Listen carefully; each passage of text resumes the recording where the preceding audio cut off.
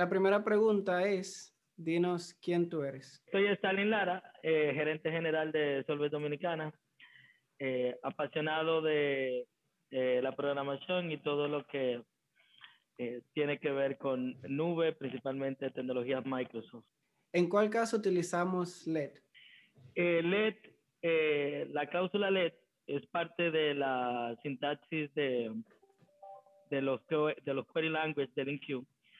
De hecho, es una cláusula que permite la declaración de variables en línea al momento de la ejecución de un query, lo cual te permite que antes que un query sea materializado o completado, tú puedas declarar una variable y usar esa variable más adelante en el query.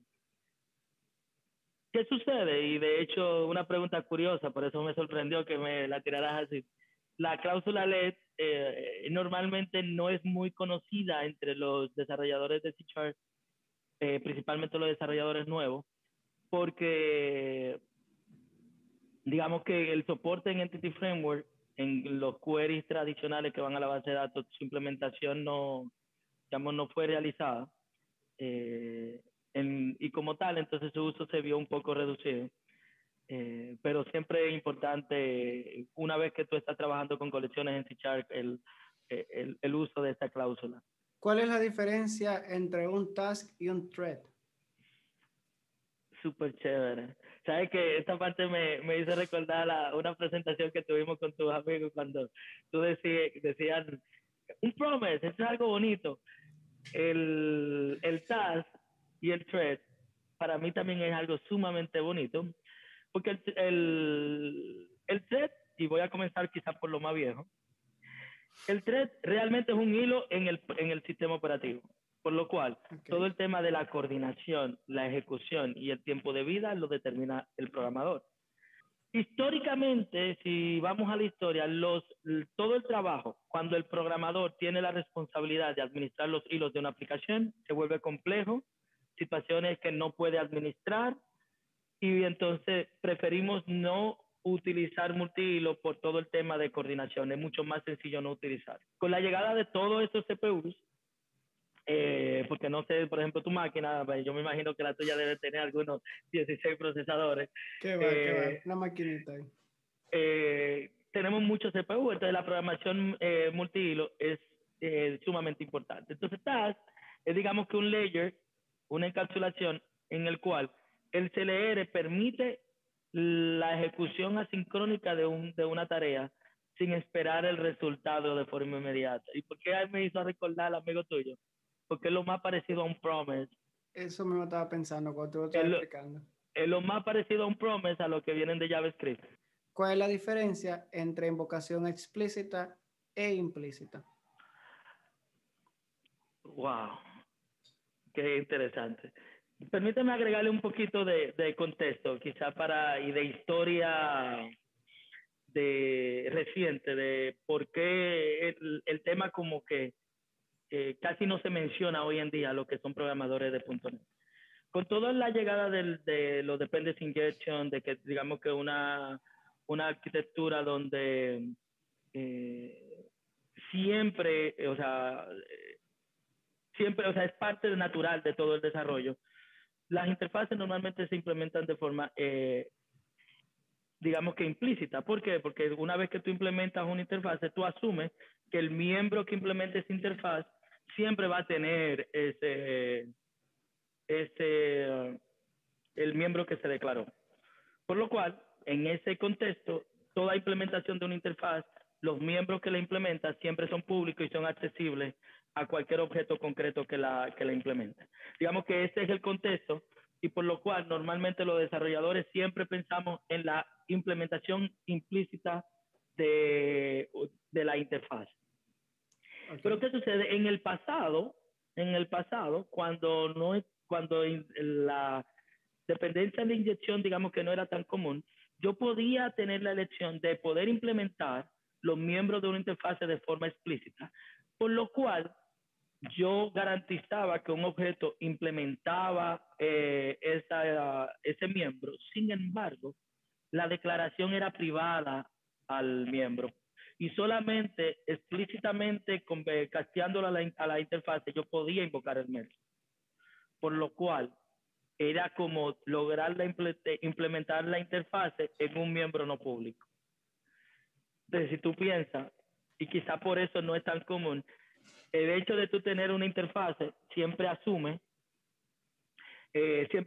que el miembro está ahí, por ende siempre es público. Y tú dirás, Shailin, ¿y por qué? Entonces, ¿para qué lo agregan? O sea, ¿por qué lo agregan? ¿Por qué tú agregas una implementación explícita de una interfase solamente para hacer hiding del miembro que lo tiene? Y la respuesta es no. El punto es que tú pudieras tener incluso que dos interfaces tienen dos miembros que se llaman igual y que entonces tú quieres implementar ambas interfaces, pero necesitas poder tener el control de cuándo llamar un método de una interfaz y el método que heredas de la otra interfaz. Ok, eso sería para un caso tipo herencia múltiple. Un caso tipo herencia múltiple. Que también se ve poco en la programación moderna. Entonces, eso hace que ese otro sea aún más raro. De hecho, solo como este va para internet, como dirán algunos, no herencia múltiple porque las interfaces no se heredan, sino para implementación de múltiples interfaces. Exacto. Tiene sentido. Si tú supieras que por lo menos en ese punto Go y C# van ahí mismo, que en Go se utiliza mucho lo que es el dog typing. Se camina como un pato y suena como un pato, entonces es un pato. En Go no hay una manera de tú implementar una interfaz de manera explícita, todo es implícito. Tú validas que tiene los mismos métodos y si tiene los mismos métodos, pues entonces ese está implementando aquel y puede pasar por los mismos sitios. ¿Cómo afecta la unificación de .NET estándar y .NET Core al desarrollador de .NET? De hecho, yo lo vería como desde otra óptica. Yo, de hecho, cómo Microsoft nos arregla el universo de .NET, que se rompió un poco con la creación de .NET Standard, .NET Core, y que vuelve y toma su camino con .NET Framework 5.0. Si tú te vas al pasado, año 2020, 2001, 2002, 2003, con el nacimiento de .NET, decíamos, tenemos One Framework para correr en multiplataformas, soporte de múltiples lenguajes y que tú pudieras compartir código sin importar el lenguaje de programación. Eso fue cierto durante mucho tiempo, hasta que empezamos entonces que nace la necesidad de tener realmente soporte a múltiples plataformas. Viene Xamarin, viene la implementación de Mono, y que entonces necesitamos modernizar el framework para tener un framework, digamos que open source, que sea liviano, que sea sumamente rápido, y entonces ahí nace la necesidad de .NET Core. Pero ¿cuál fue el problema que se introdujo ahí? Y de hecho, te respondo digamos que la ventaja en un segundo. ¿Cuál fue el problema que se introdujo ahí? Es que nosotros teníamos el .NET Framework Full, teníamos el .NET Core y teníamos Mono. Teníamos 3 implementaciones de 3 base class libraries con, digamos que, 3 runtime diferentes. Okay. .NET Standard vino, yo quiero darle un runtime, yo quiero darle un BCL común a estas 3 implementaciones. Y una idea buena desde la óptica de que tú tenías un BCL que iba a ser compartido para todos, pero que siempre iba a estar atrás. ¿Por qué? Porque iba a mantener el control de que iba a tener soporte a las 3 implementaciones. Entonces tú tenías un framework .NET Core moviéndose muy, muy, muy rápido, porque esa era la promesa, porque tú ibas a poder avanzar sin ninguna dependencia. Y tú tenías .NET Standard, que entonces iba a ser un BCL más controlado, donde los cambios iban a ser introducidos más de forma, digamos, más lenta, año por año. Y la palabra lenta y tecnología como que no van nunca, no van juntas. Microsoft entonces, asumo que por un tema de timing que fue, o de tiempo, que fue la decisión en ese momento, quizás alcanzó a un nivel de madurez ahora en la que, por ejemplo, ya podemos decir .NET 5, entonces va a ser otra vez el runtime único, unificado para todas las plataformas, y tú vas a tener entonces la implementación de .NET 5 para Windows, para Android, para iOS, para tvOS. Y si tú miras, y aquí es donde viene lo curioso del pasado, es exactamente la misma promesa que teníamos en el 2001. Exacto, era como retomar la promesa. ¿Qué es Reflection en .NET y en qué caso la usarías?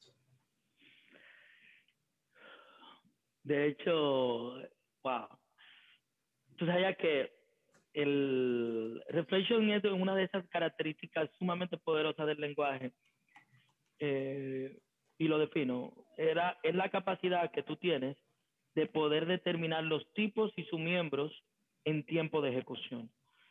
Con Reflection yo puedo determinar de qué tipo es, cuáles son sus valores y cuáles son sus miembros.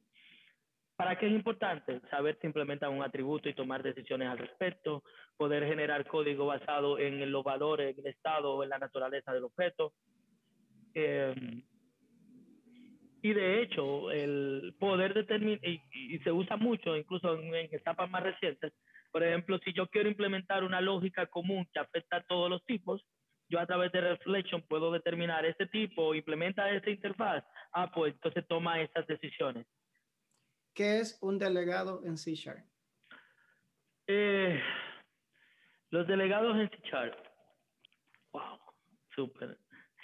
Los delegados en C# es una característica del lenguaje en la cual yo puedo tener un objeto donde defino digamos que una estructura, una firma común, y todos los métodos que tienen esa firma común pueden ser invocados a través de ese delegado.